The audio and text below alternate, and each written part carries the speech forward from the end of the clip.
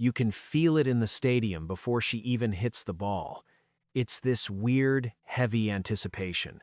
The kind you normally only get when a 10-year veteran steps onto the court, somebody who already has a few Grand Slam trophies sitting in their living room. But you look down at the baseline, and it's a teenager. A teenager who isn't from Florida, or Moscow, or Barcelona. She's from the Philippines. And right now, she has the entire tennis world completely captivated. If you've been following the WTA Tour lately, you already know the vibe. Women's tennis has been desperately looking for that next global icon. We have amazing players, sure, but the sport needs that rare kind of electricity. It needs someone who doesn't just win matches, but actually makes you want to stop scrolling, sit down, and watch every single rally. Someone with a personality that crosses borders, who brings in fans that don't even care about tennis. And almost out of nowhere, Alex Eala is that person. She is suddenly the most talked about star in the game right now. And it's not just because she can hit a heavy forehand. Hitting hard is easy. Half the top 100 can hit the cover off the ball. It's everything else. It's the way she carries herself. It's the story behind her.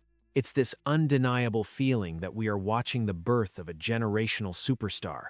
Look at how she plays under pressure. That's usually the dead giveaway for a young player. You put a highly hyped rookie on a stadium court, third set, 4-all, break point down.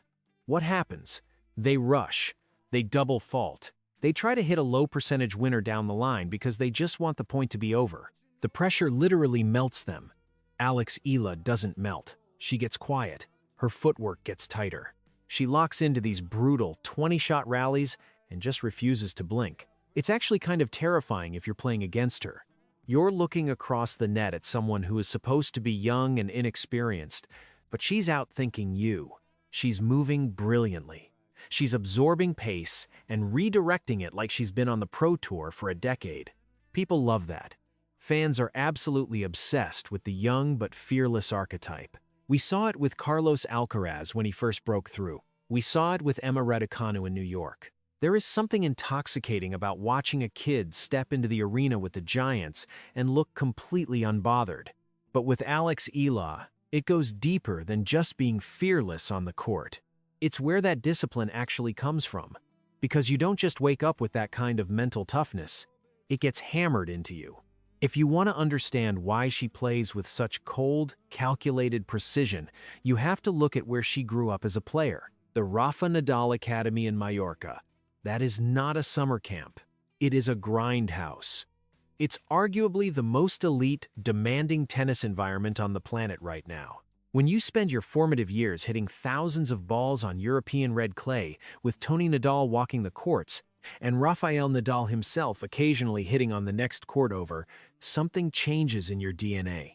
You learn the European style of suffering on the court. You learn that talent means absolutely nothing if you aren't willing to suffer more than the person across the net. The media knows this. When commentators talk about Alex Eala, they don't just talk about her potential, they talk about her pedigree. Being stamped by the Nadal Academy gives her this massive aura of legitimacy.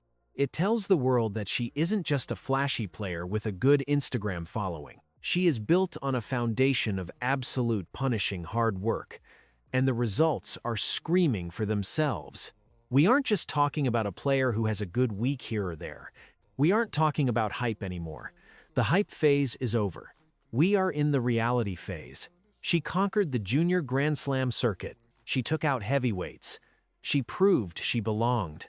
But the transition from juniors to the Pro Tour is a graveyard. So many promising kids get chewed up by the physicality and the endless, grueling travel schedule of the WTA. Alex Eala just put her head down and went to work. Let's talk about the 16th of March, 2026, because that date is going to be a trivia question in sports history 10 years from now. That was the day she officially cracked the top 30, ranked 29 inches the world. Say that out loud and let the weight of it actually hit you. Ranked 29 inches the world. She isn't just making a living playing tennis. She is in the elite tier. And by doing that, she completely rewrote the history books. She became the first player from the Philippines, and the first from Southeast Asia, To ever reach that high in the singles rankings, no one from her region had ever climbed that mountain. Ever. And that detail right there, that is the engine driving this massive explosion in her popularity. Geography matters in sports. It really does. If a young girl from the United States or Russia breaks into the top 30, it's a great story. It'll make the sports pages. But there's a system there. There's an expectation. The Philippines is a basketball country. It's a boxing country. It is not a tennis powerhouse with endless resources and a rich history of Grand Slam champions. For a girl from Southeast Asia to pick up a racket, navigate the impossibly expensive and complex world of junior tennis, move across the world, and systematically dismantle the elite European and American players on the Pro Tour is bordering on a movie script. She is carrying the weight of a region that has been starved for a global tennis icon. When she plays, it's not just a few thousand tennis nerds watching. Millions of people in Asia are setting their alarms for 3 a.m. to watch her first-round matches. They feel like her wins are their wins.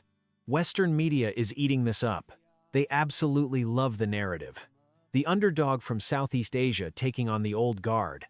It's the ultimate David and Goliath story, except David has a killer backhand and a Nike contract. Speaking of Nike, let's talk about the business side of this phenomenon, because the corporate world caught on to Alex Eala a long time ago. We live in an era where brands don't just want athletes who win. Winning is the baseline. Brands want personalities. They want a story. They want someone who looks good on a billboard, speaks beautifully in interviews, and doesn't carry the risk of a massive PR disaster next week. Alex Eala is a marketing dream. She is the blueprint for the modern sports star. She is incredibly well-spoken. She handles post-match press conferences with the poise of a diplomat. She speaks multiple languages, which makes her completely marketable across different continents. She smiles, she's engaging, and she has this incredibly clean, positive image. There are no tantrums. There are no smashed rackets raining down on umpires. She respects the game, she respects her opponents, and she handles the spotlight with total grace.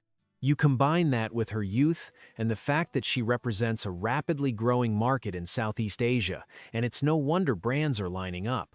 Nike knows exactly what they have. They know she isn't just selling shoes in Manila.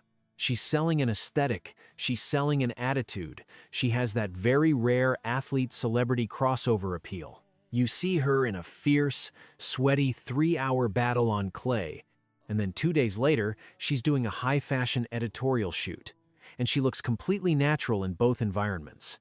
That is star aura. You can't teach it. You either have the gravity to hold a room's attention, or you don't. And this creates a snowball effect. The media loves her because she gives great quotes and looks great on camera. The fans love her because the media pushes her content, and she actually backs it up on the court. The brands love her because the fans are obsessed with her. It's an ecosystem of hype, but unlike a lot of internet sensations, the foundation underneath it is solid concrete. Right now, she is riding the wave of the next big thing effect. It's a very specific phase in an athlete's career. It's the moment when the general public suddenly realizes what the hardcore fans have known for a year. Suddenly, every time she hits a practice ball, there's a camera on her. Every time she updates her social media, it's a headline. Her matches are getting primetime scheduling. There is a massive amount of pressure that comes with that. A lot of players crack right here.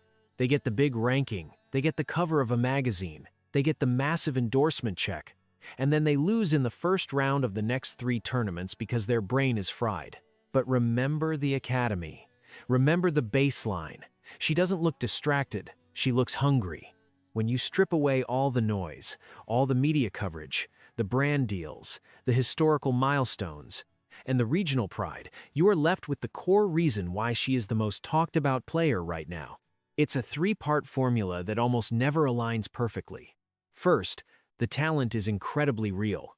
She is a top 30 player who looks like she has top 5 potential. She earns her paychecks in the trenches against the best in the world. Second, the story is flawless. The kid from Southeast Asia who dared to step into a global sport dominated by Western superpowers and actually carved out a place at the very top table. It's inspiring without even trying to be. And third, she perfectly fits the mold of the modern digital era star. She understands the assignment. She knows how to handle the camera, how to speak to her fans, and how to carry herself like a champion before she even holds the ultimate trophy. The WTA needed a spark. They needed someone who could bridge the gap between hardcore tennis purists and casual sports fans. They needed a story that felt fresh. They got Alex Eala. She isn't just a great tennis player having a good season. She is a cultural shift. She is changing what a tennis star looks like, where they come from, and how they build their legacy. Rank 29 was just the loud knock on the door. Everyone heard it. The entire sport turned around to look. The door is open now. And the scary part for the rest of the tour? She's only just getting started.